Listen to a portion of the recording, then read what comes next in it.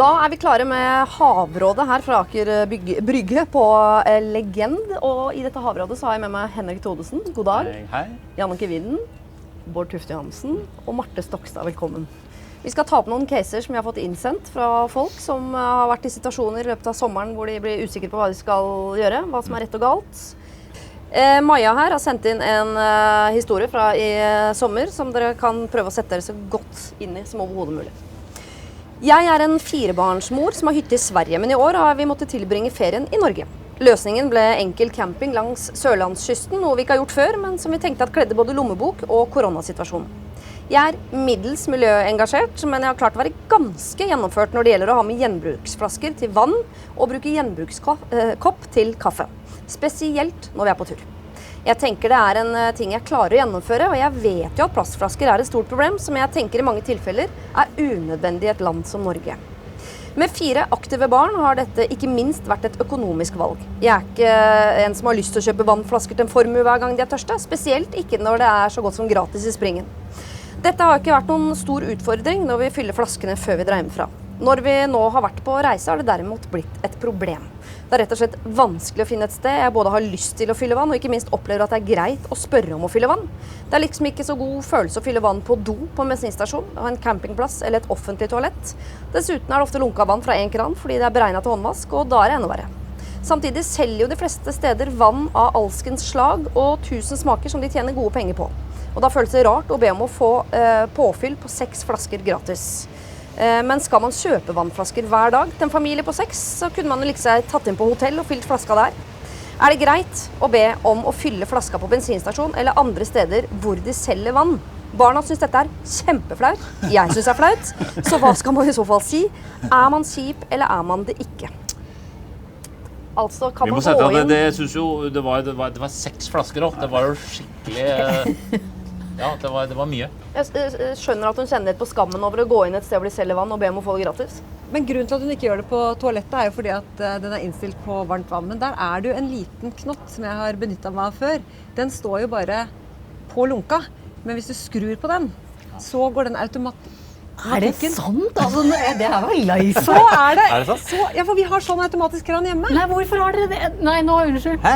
Har dere det hjemme? Hvorfor har du hjemme pakketilbud? Bor du på gammel bensinstasjon ute i Asker? Men det veldig dumt. Men det veldig, veldig dumt, for det irriterende med... Men det var for å spare på vannet også, da, så ikke kranen skal gå, ikke sant? Ja. Lurt.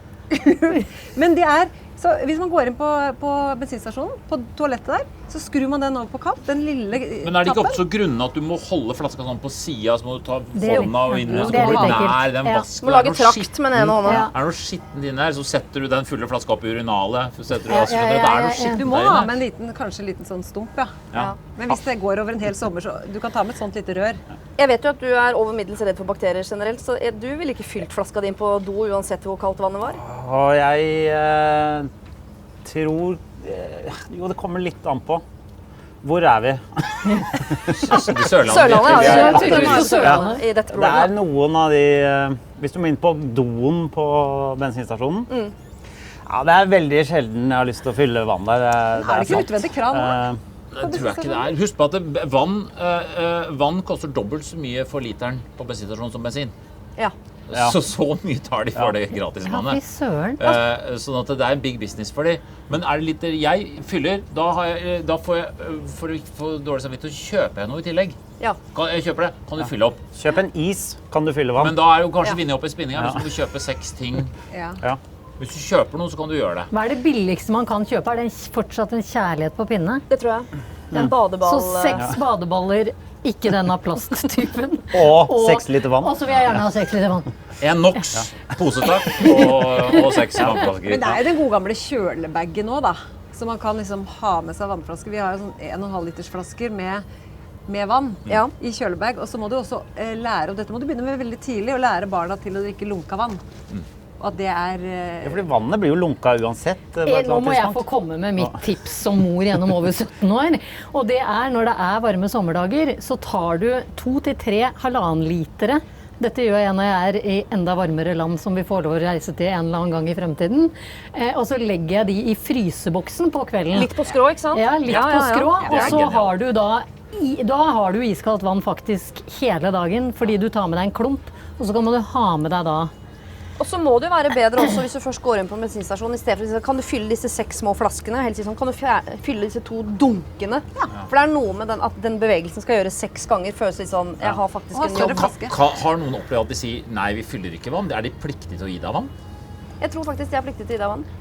Men jeg også tenker på en annen ting. Altså, ja, greit, det er flaut å spørre, men de som står bak kassa på, det er vel ikke de som får profitten fra det vannet ofte. Det er jo bare, det er jo det stort sett. Igjen. Jeg har jobbet på Her gikk jeg Marinaen i glipp av, Tønsberg. Ja. Og da fikk du provisjon ut fra hvor mye vann du ikke ga bort? Nei, overhodet ikke. Og jeg kjente at jeg ga ganske flatt I hva folk spurte om. I hva folk kjøpte. Jeg måtte hjelpe de å pumpe bensin, som vi sier i Tønsberg, og fylle på olje og sånn. Og om de kjøpte vann, eller at jeg gikk på bakrommet og fylte vannflaske til det, spiller ingen trille for meg. Det virker som dere er ganske enige om at hun bør legge bort noe av skammen på det å gå og be om vann. Ja. Men at hun kan gjøre noen ting for å gjøre det også lettere ved å for eksempel kjøpe noe, badeballer eller litt bensin eller noe sånt. Og i tillegg ha med kanskje noen store flasker, ikke veldig mange biter små. Og vippe den greia på handicap-doen tilbake. Ideelt sett så er hun sånn kan-artist hvor hun har 3 flasker, går ut igjen, forandrer dialekt, type, kommer ut, og 3 flasker bønn, og så forandrer liksom helt ideelt sett. Men de er jo 6 barn og kan sende inn ungene i tur og orden. De er veldig flaue allerede. Jeg tør å si noe når du sier, du, jeg er veldig miljøbevisst, kan du fylle vannflaska mi, for jeg vil bruke den en gang til. Ja, det er jeg helt enig i. Ja. Er alle helt enige om det? For jeg ville blitt mer irritert hvis noen skulle poengtere det. For da er det litt sånn, jeg er veldig miljøbevisst. Da tenker jeg sånn, ja, ok, og til greit. de andre i køen, det kan bli litt... Fordi det skjønner jeg når du ber om vann, og det er veldig fint. Vi bare trenger vær ikke å flagge vennlig. det. Kunne du være så snill å fylle opp denne 1,5 literen i stedet for alle de der småflaskene? Ja. Godt forslag. Fyll opp 1 eller 2 1,5 litere og pil tilbake til den overfylte bilen din. Og så heller du det over på de små flaskene etterpå. Og masse små takknemlige barn som står sånn i bakgrunnen, så er det... Ja. Og dunker der man kan fylle det, fordi det kan man fylle en del steder sånn. På utsiden av steder, på campingplasser og sånn, så er det jo ofte Hele dunker, Men hvis jeg skulle vært diktator, så ville det vært sånn at alle bensinstasjoner skal ha en spring på utsida med kaldt vann, men du kan renne og fylle på selv, så det burde Det er vært... typisk diktatorting. Det står veldig høyt. Lukasjenko er veldig opptatt av det. Men sånn som er i Norge, hvor vi jo da har demokrati, så vidt jeg vet, så kunne man jo sendt en mail i hvert fall til Erna og tipset om dette. Ja. At hun kunne ha ført det inn på lista si og to-do-lista si som politiker. Kan jeg bare si en alternativ, jeg vet ikke om det er en god idé, men det man kan også gjøre er å ta med seg dunk, vannet blir lunka, gå inn på bensinstasjon. Der er det jo isbiter til salgs. Kjøpe Presse isbiter, isbiter ja. ned i den flaska. Nei, Da dunk. bare tar du snittkniven da, så bare lager et litt større hull. Så er det... Er du miljøbevisst, så er du da må jeg villig til å gjøre jobben. Jeg er helt enig. Jeg synes ikke jeg Og setter hvis opp du på snakker om lista. bortkastet penger med flaskevann, Iceman på bensinstasjon, det er bortkastet penger det. De har tjent penger. De har tjent penger. Nei, det skal jeg ikke sette. Glem det! Nei, da er det lettere å få ungene til å lære seg å drikke lunka vann. Ja. Som jo egentlig er bedre også i varmen, så man slipper å bli varm i kroppen ved Det er å godt for gjøre vannet varmere. Har jeg lært. En gang. Vi skal til et problem som heter søppelsanker. Her står det. Jeg og mannen min har en seilbåt som vi så godt som bor i om sommeren. I år har vi jo ikke vært alene om det. Jeg er bærekraftsansvarlig i et større selskap, så for meg er det naturlig å tenke på hvordan vi forholder oss til omverdenen og det avtrykket vi etterlater oss der vi er. Vi har vært i så mange havner der vi sliter med å finne et sted vi kan kaste fra oss søppel. Når vi er ute i båt, så bygger jo søppelet seg opp, og man gleder seg til å bli kvitt den når vi kommer i havn. Men hva gjør vi om det ikke finnes en container, eller den er full? Tar man med seg søpla tilbake ut i båten? Hva er best? Eller skal jeg bare sette den ved siden av en søppeldunk sånn at måkene kan gå løs på den? Eller putte en stein oppi så den synker til bånn? I havet vil det jo havne uansett. Jeg skjønner selvfølgelig at man ikke skal synke søpla, men hva skal man gjøre? Det er mange spørsmål fra meg, det er riktig. Men jeg håper dere vil diskutere det. Det er mange som har samme problem, og det har vært utrolig spennende å høre hva dere tenker, sier Synnøve. Og dere snakker gjerne om do i havet, men også søppel. Hva gjør man med det når ikke man blir kvitt det? Dette har dere kjent på før, hvis dere har vært på havet eller på hytta, og så skal man sette fra seg søppla, så er det fullt. Hva gjør man da? Eller i en park, for den saks skyld. Men her gjelder jo også å resirkulere litt underveis og tenke på det før man drar på båter. Ja. Ikke sant? For hvis man da kjører en stor avfallsbøtte med alt mulig, så fyller den seg fortere opp. hvis du greier å separere litt matavfall og fjerne litt emballasje, sånn, du tar ikke med deg alt det på båter, så kommer du ikke til å ha så mye søppel, det kommer ikke til å lukte så mye, og da kan du ha det med deg til du finner en... Jeg har sett for eksempel her på Aker Brygge at en måke lett kan ta en hel pølse i brød rett ned i nebbet. Så jeg tenker at visse ting kan du på en måte dele. Men det er organiske ting, da. Med dyra, hva? Det er organiske ting. Organiske ting tenker jeg at du kan dele med fiskene i hav. Mens du da har en pose til det som lukter veldig, veldig vondt, for eksempel. Hvis en skinkepakke lukter veldig, veldig vis, så kommer ikke det til å lukte så mye. Eller bare ha det i separate poser, sånn at du må ha en sånn verstingpose som du tenker, denne må jeg bli kvitt, fordi der er tampongene mine, og der ligger liksom bleia til ungen og sånn. Og så får du heller ta en ekstra runde på land hvis den containeren helt inntil havet var Ja, for å bare sette den ved siden av søppelbøtta er vel som å bare pælme den rett ut i vannet, er det ikke det? Jo. Og det er så gøy å se hvordan det eskalerer. Jeg ser vi utenfor der vi bor, så er det sånn flaskegreier, ikke sant? Så først så blir den full, ikke sant? Og så setter folk flaskene på utsida av det flaskegreiet, og så dagen etterpå, da er det plutselig et teppe og en barnevogn, bare fullstendig koko. Det er fullt i flasken, da setter jeg den gamle Trillebår her, så går ut fra den kan presses inn i flaskebeholderen. Og så er det noen som prøver å bøte på, man skriver sånn, her er det bare å ta. Man sitter opp stol og tenker, jeg får drive med gjenbruk her, jeg gir det bort. Gammelt kjøkken som er rasert, det er bare å ta. Montere fra hverandre. Men der jeg bor i Oslo, så er det mange som fisker akkurat langs kyststien der, og som søpla til. Og da setter jeg melding til kommunen. Du, realiteten er, det er en kyststi. Det skal fint at det ikke skal være natur, men folk kaster fra seg søppel overalt. De står og fisker og bæsjer og kaster flasker og sånn. Og da kom de med søppelbøtte.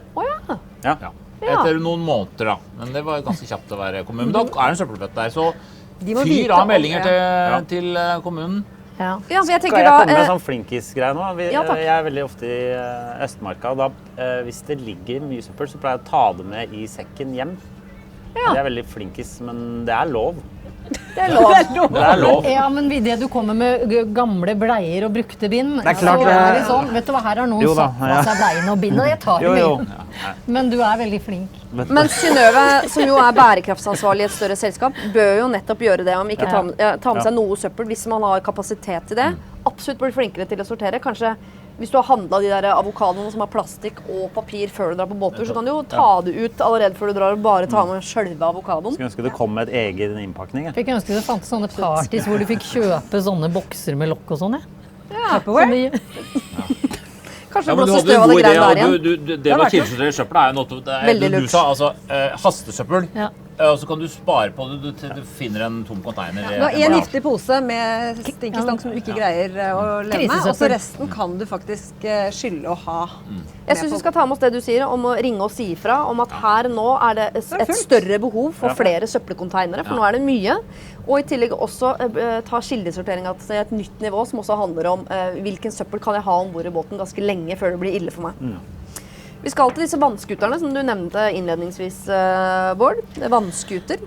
Her er det noen som har naboer på hytta, som er kollegaer av moren. Er dere med så langt? Naboer på hytta som er kolleger av moren. Jeg lurer på hva jeg skal lese det som står her. Naboene på hytta er en kollega av mamma. De har barn på samme alder som meg, sent i tenårene. Hytta ligger innenfor et ganske trangt sund, men i år fikk eldstemann på nabohytta vannskuter. Han børna rundt hele dagen de første dagene, og vi tenkte at de tillot det fordi det var nytt og det var stas, men at det skulle gi seg. Det gjorde det ikke. Hele sommeren har han bråka rundt i sundet og plaga både mennesker og dyr i fjorden. Han har kjørt sykt fort. Mamma sier at vi ikke kan si ifra, fordi hun er avhengig av en god relasjon til hans foreldre. Jeg tenker at det er utrolig hensynsløst, og jeg vil si ifra. Så hva kan vi gjøre? Spør Linnea. Her er det flere hensyn som må tas. Det er ikke lov. Rundt inn i... Du skal jo ikke også være reglene, Henrik. Det er antageligvis 5 knop i det sundet der, høres det ut som. Ja. Så det er egentlig ikke lov. Nei.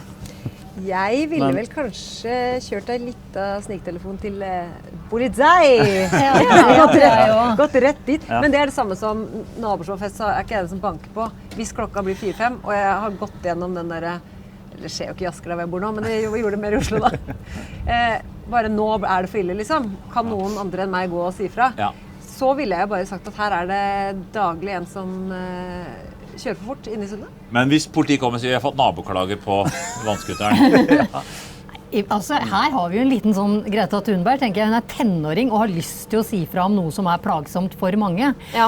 Jeg tenker at moren bør være mer stolt av datteren sin som føler for å si fra at dette plagsomt, enn at hun skal ha en god relasjon til kollegaen som har hytte. Altså, det blir så mye. Og Linnea kan jo selv si mamma var ikke så begeistret for at jeg sier fra, men jeg syns at han heter antageligvis Ferdinand eller Fabian eller noe sånt. Kjører litt fort med den nye alt for raske vannskuteren dere har kjøpt den. Ja. At hun må eie Greta Thunberg-genet i seg, og ikke bare det, fordi moren til Linnea er i ferd med å oppdra nok en konfliktsky person i et samfunn som har alt for mange av de fra før. Ikke sant? Så jeg tenker at jeg er helt enig med deg, at drit i mamma, Linnea må si fra. Hun kan streike. Og som Greta Thunberg også. Lengter seg til å studere. Til mamma Si sier fra og slutt på skolen Skal kjøre sakte vannskuter over til USA for å snakke med deg. Og det hjelper kanskje at en sier fra som yngre da, og da blir du gammel, sur kjerring som kommer og klager over støy og lyd. Men hvis hun gjør det, så det jo litt mer... Unge sure damer alltid bedre enn gamle sure damer. Hvordan skal hun si fra uten at naboen tenker at hun utsendt fra mor? Hun sier at jeg fikk ikke lov av mamma å si det. Ja. For mamma vil gjerne beholde en god relasjon til deg. Du kan jo skrive et brev også, med litt sånn blanding av trykte bokstaver og blokkbokstaver. Og klippe ut fra avisa. Men bare skriv sånn, jeg synes det vanskelig, og det ikke noe med det, men... Si at du synes det vanskelig, men det ikke greit. Man må drepe en fugl, legge den i vannet, og så si, vet du hva, sønnen din drepte akkurat en fugl med vannskuteren. Det sikkert ikke første, og han tar litt hensyn. Hva slags fugl vil du gått for da? Og Stig Hilsen, Anine, 14 år, veldig ha med alderen på det brevet, hvis han skriver det. Jeg skjønner ikke vannskuter. Jeg har jo prøvd vannskuter, og det jo kjempegøy. I 10 minutter. Og så det kjempekjedelig. Og så blir det kjempekjedelig. Det som hoppestokk, liksom. Jeg skjønner ikke, folk må ikke kjøpe vannskuter. De burde ha én vannskuter til hele Oslo, så alle kan prøve i 10 minutter, og så ferdig med vannskuter. Kan vi selge den til Sverige? Ja, selge den til Sverige. Jeg skjønner hun da bare kjøre fra seg, liksom. Men jeg enig i det, men da slår vi jo beina under alt vi har sagt til nå, for han sier bare sånn, bare vent ut situasjonen. Dropp Greta Thunberg, dropp alt det greiene, bare vent ut, det kommer til å gå over. Jeg vil litt tid, for han kan, hvis han kjører og kjører, da heter det ikke Ferdinand, det heter Ronny. Så det skal du bli lei av. Ja, det skulle vært lei for mange dager siden. Ja, burde det. Men siste spørsmål, hvis vi allikevel velger å gå for si-fra-metoden her, og ikke vente ut-metoden, skal denne ungdommen si fra til den andre ungdommen, eller skal Linnea si fra til foreldrene til Ronny Fabian? For hvis han liksom 19, så går du foreldre, da det jo liksom greit å si fra til han selv, men... Tenåring da, så... Tenåring synes jeg. Jeg synes ikke du skal kjøre så fort, da kommer argumentene, liksom. Det kanskje gjør det mer inntrykk enn sånn foreldredreven. Ja, for han vant til å få kjeft av foreldrene. Og hvis du skal kjøre, dra litt ut, eller bare... Og det ikke lov, og det bråker, og han kan dø, og... Ja, men kanskje hun ikke skal ta alt det der at jeg flinkere miljømessig enn deg, sånn tenåring til tenåring, men bare si sånn, fy faen, det så sykt den greia de bråker. Jeg blir gæren, det tror jeg kanskje den torsken som flytta ut i forrige uke blir også. Eller så kan du ljuge. Du kan jo ljuge og si at jeg så han holdt på å dø, han sønnen din, her om dagen. Det kommer, og hvis de konfronterer sønnen med det, hva jeg har full kontroll, så tenker du, det sier jo en udødelig tenåring, men hvis du da hører fra en bekymret 14-årig jente på nabohytta, at det var påbegynnende dødsfall, hvis det noe som heter det, der ute i Sundet, fordi han kjørte så fort, så kommer de til å, altså hvis du måler opp mot døden, så kommer de til å sette krok på den skuteren relativt fort. Ja. Og jeg mistenker at dette i Kragerø, at skremt all torsken ned til Kristiansand, at det derfor. Ikke sant? Men jeg ser at det jo bråk, men jeg ser når de kjører, og det går med, noen sjøfugl går det med, for at det går så fort. Den sjøfugl rekker jo ikke å, det gjør det samme raske ribben også, men de går så sjukt fort. Så det var ikke noe interessant, men... Men du bare synes synd på fugl, du ville hente deg inn, for du foreslår å drepe fugl. Jeg synes du kan slå ned på det. Si fra. Si fra.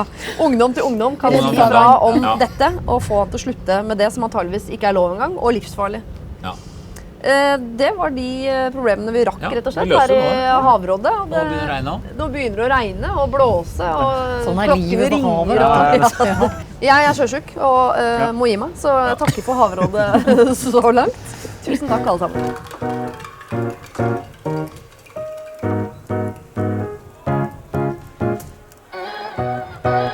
Dette har også vært sommeren hvor hele Norge har vært langs kysten og oppe i fjellet, men langs kysten. Og de neste 10 årene så skal det utvikles bærekraftsmål, og liksom hvor havmiljøet er ekstremt viktig.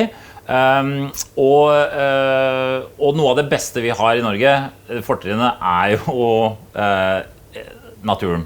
Rent vann og fjorder, ikke diesel i fjorden og alt dette her. Men først, liksom, hvordan har dette gått da, reiselivet?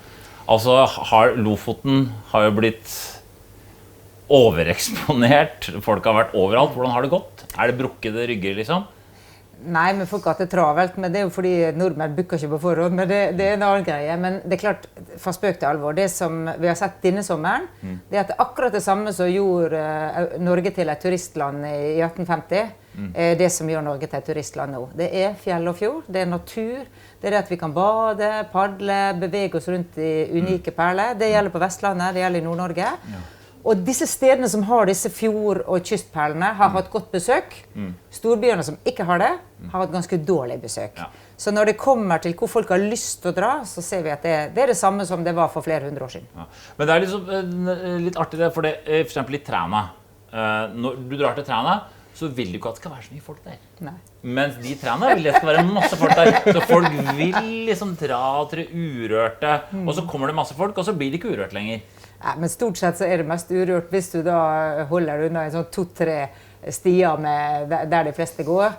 Jeg har vært i 8 fylker i sommer, reist rundt, og stort sett så har jeg gått på tur alene. Og jeg har kunnet bade i fjorden mer eller mindre alene, så her er god plass i Norge. Og det som er en perle med Norge, er at vi har veldig mange sånne små overnattingssteder med 20-30 rom og så videre. Så det går fint an å være her uberørt, og det er jo derfor utlendinger også gjerne vil her. Fordi i motsetning til i Europa, så oppfatter de at vi har god plass. Og det andre vi har oppdaget er at når vi skal ta bærekraft på alvor, så må vi snakke om hva er det som lønner seg i et bærekraftsperspektiv. Så det vi begynner å se... Hva er det som lønner seg da? Det er det som gjør denne diskusjonen både vanskelig og for så vidt også mulighetsorientert, fordi vi skal snakke om at noe er bærekraftig på 3 forskjellige måter samtidig. Sant? Du skal jo like å være på plassen. Ellers så du gidder jo ikke å dra til Træna hvis det er kjipt å være der, ikke sant? Og så skal du være der på en måte som gjør at nestemann som kommer tilbake, ikke oppfatter at fjæra er full av skit. Og i tillegg så skal jo det være noe aktivitet der som gjør at folk kan leve av noe ting. Så bærekraft for oss handler jo i stor grad om å snakke om denne triple bunnlinja. 3 dobbelt regnskap. Jeg leide båt med en skipper i Nord-Norge i fjor, og da hadde han så vet de store pumpetermosene, som sånn store sånn kaffe, sånn kaffe. Og så var jeg ute på havet, og så virket han ikke, så han opp i at de var knust den termosen, og så kastet han på havet, kjørte videre. Og det føler jeg her, altså det er litt lav empiri her, det er bare et eksempel, men jeg føler liksom at det er en sånn brytningstid da, hvor liksom, det kommer kanskje litt sånn snobbete urbane miljø, liksom, mot møter liksom, distrikter hvor dette er arbeidsplassen deres på en måte. Men det tror jeg er et generasjonsskifte, for vi vet jo alle sammen som har vokst opp i nærheten av en fjord eller et vann, at det var mye rart besteforeldregenerasjonen bare syntes det var greit å dumpe i vannet. Alt fra brukte traktorer til mye rart. Altså, det gjør ikke den oppvoksende generasjonen. Og jeg tror at det som gjør at det går bedre med miljøtenkningen til norske familier også er at barna er veldig oppdragende på foreldrene. Og barna er raskt opp med pekefingeren. Så jeg synes at nordmenn er flinke. Ser man en dreining etter liksom, ok, her er vi liksom veldig miljøengasjerte og passion for ocean og sånn, og vi er litt usikre på hvor bredt folkelig dette er da, men ser man en dreining at mer turister er opptatt av dette her med å ikke fotavtrykk og sånt, eller? Som sagt, vi har som utgangspunkt at det kommer til å lønne seg å være bærekraftig. Rett og slett fordi at for å lykkes med bærekraftsmålene, så kommer det per definisjon til å være ulønnsomt å kaste termosen i fjorden, for å være veldig, veldig spesifikk. Så at i det ligger det jo en form for optimisme. Men det betyr jo ikke nødvendigvis at alt som er folkelig og tilsynelatende logisk, er logisk. Så det vi også jobber mye med, er å prøve å ha noe data da, på hvor er det mest å gjøre, og hvor er det vi har fått til bra ting som andre kan lære noen ting av. Dere er på et høyteknologisk miljø i Trondheim, hvor du jobber med data. Hvor på data på hvilke måter da? Nei, det kan for eksempel, la oss si, hvor mange i byen din er det som bruker samme bil som noen andre gjennom en bildelingsordning, eller gjennom å dele sykkel med andre, eller de fleste av oss sitter jo ikke i bilen hele døgnet. Kanskje 1-2 timer. Vi bruker ikke sykkelen hele døgnet. I hele tatt så har vi masse ting som vi bruker veldig sjelden. Så når vi måler det her da, i en by, så ser vi at noen byer får til systemer for å dele ting. Og det vi i hvert fall vet, er at hvis alle sammen har mye ting, så er det en og annen ting som havner i vannet. Du er inne på noe veldig viktig. Det er at den som tross alt er sjefen i en kommune, det er den som bor der. Og det er faktisk den enkelte kommune som må definere bærekraftsmålene for sin kommune, og sørge for at det etterleves av turistene. Men det er veldig motiverende å gjøre ting når det blir målt. Og det prosjektet som han også driver på med dette med smart cities og sånn, der hver eneste by eller kommune kan be om å få en analyse. Hvordan står det hva er til det oss? å lese om smart city? Hva er det da? Ja, det er egentlig FN som har funnet på det, da, men Norge har vært veldig sånn rask og kjapp og rappe i ideen. Og så har FN laget en egen Smart City-status for Ålesund, så der de bruker en egen forskningslab på å kunne gå inn i en hvilken som helst kommune eller by og måle hvor flink du er på bærekraft innenfor alle sektorer, fra vann til utslipp, ikke sant? Og der er målet egentlig å gjøre smarte for at det skal gå i pluss økonomisk, som du snakket om den trippelmåten da, på en måte. Ja, for vi har jo hatt de her globale målene, ikke sant? Som vi snakker om. Vi skal utrydde sult, og vi skal gjøre det med vannet, og vi skal ha liv på land. Men det er jo 17 store prosjekt som er til dels kanskje gjensidig utfordrende. Og vi kan jo rett og slett ikke gjøre alt overalt hele tiden, og fortsatt få litt søvn innimellom. Så spørsmålet er jo, hva er det som er nyttigst å gjøre i Ålesund, eller i Narvik, eller i Asker? Også fordi at vi har en del ting som vi tror er viktig å gjøre, men som kanskje ikke har den helt store effekten, og samtidig er utrolig dyrt. Og så har vi noen ting som er kanskje billig å gjøre, men som plutselig får en effekt som er mye større enn det man så for seg hvis man bare gjorde det lokalt. Så det er en del muligheter når man jobber datadrevet, å se på hvor er potensialet størst for bærekraft. Men det som jeg tror at det prosjektet deres er veldig viktig, og FN sitt, det er at beslutningsnivået ligger ofte på den enkelte kommune. Og hvem er det som beslutter renovasjonssystem? Hvem er det som beslutter hvilken vannrensing du skal ha system? Alle disse tingene, det besluttes av kommunen. Og jeg tror det var det som var den store aha-opplevelsen i FN, at vi må slutte å tro at dette er noe som løses her oppe. Hvis vi kan få det ned på kommunalt nivå, og få alle verdens kommuner til å beslutte dette her, da har vi en sjanse til å nå målet. Og så bor jo 80% av verdens befolkning i byer, så hvis man også kan kopiere hverandre, så kommer det mye raskere til mål. Og det er der dette henger sammen med reiseliv, fordi at det er den enkelte kommune som er en destinasjon også. Det cruiseturisme, det legger ikke, de kjøper, det er liksom, de tetter den lokale doen på restauranten og kjøper en plastikktroll, og så vralter de tilbake liksom. Det er lett å se datamessig, dette lønner seg ikke. Kunne ikke Norge bare sånn, tenk så kult for verden, Norge har ikke cruiseturisme. Tror du ikke vi ville fått veldig mye andre typer turister da? Og vunnet på det økonomisk også?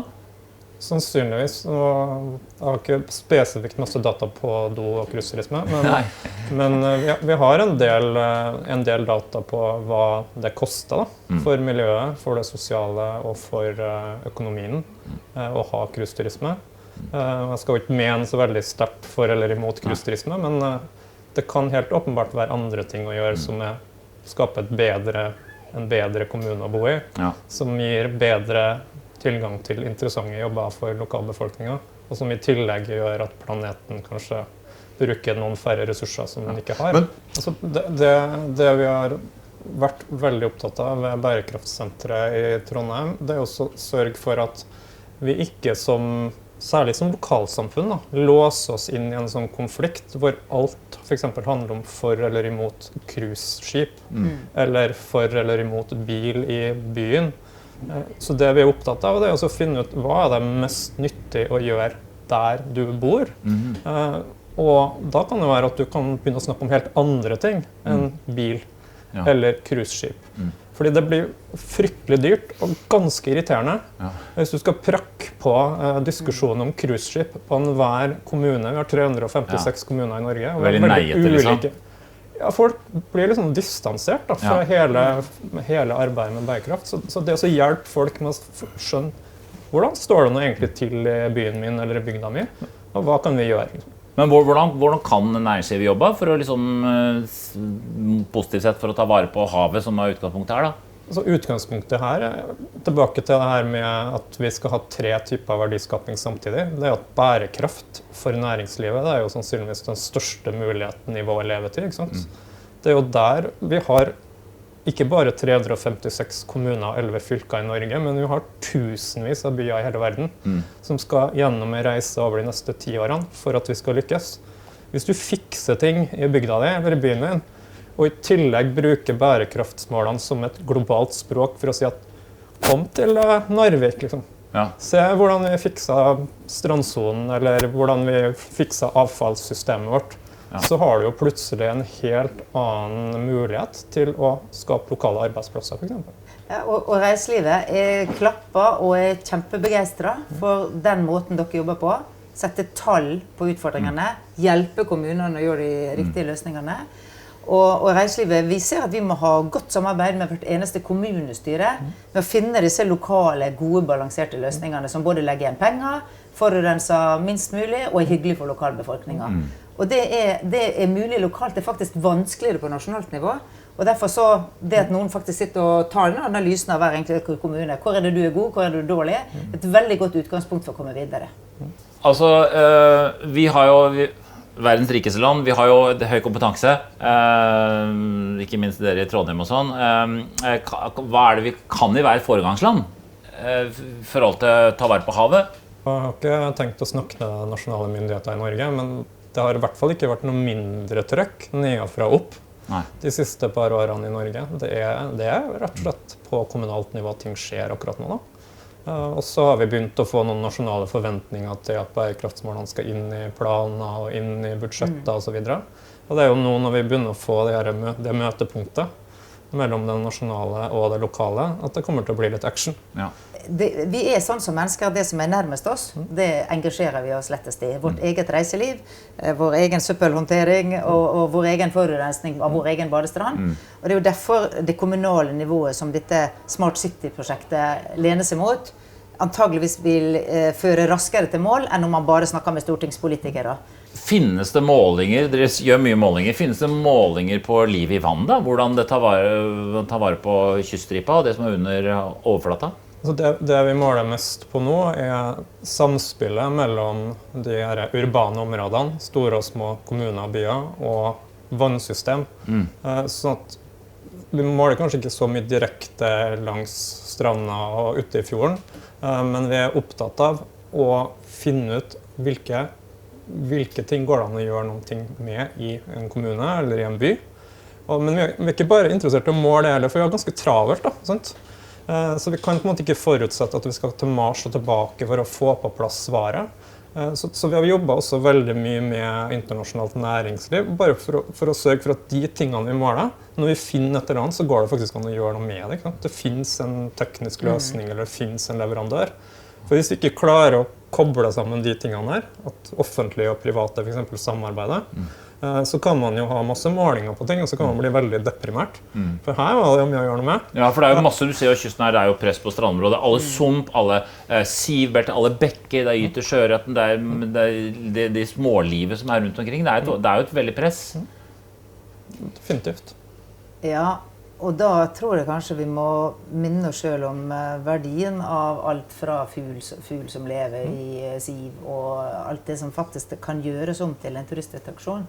Og der synes jeg jo det eksempelet fra Vadsø med fuglekikkeren, som du kanskje har hørt om, så lager de lille fuglekikkerflåtene ute i havet, og så oppdaget at det var jo 18 millioner fuglekikkere interesserte bare i USA, ikke sant? Hvis bare en liten del av dem kom til Vadsø, så var det en kjempeturistattraksjon. Mens de som bodde der bare kalte det for Måsand. Ikke sant? Så var det 250 forskjellige sorter. Og det handler også om at du blir mer interessert i å ta vare på når du vet at du forvalter en verdi.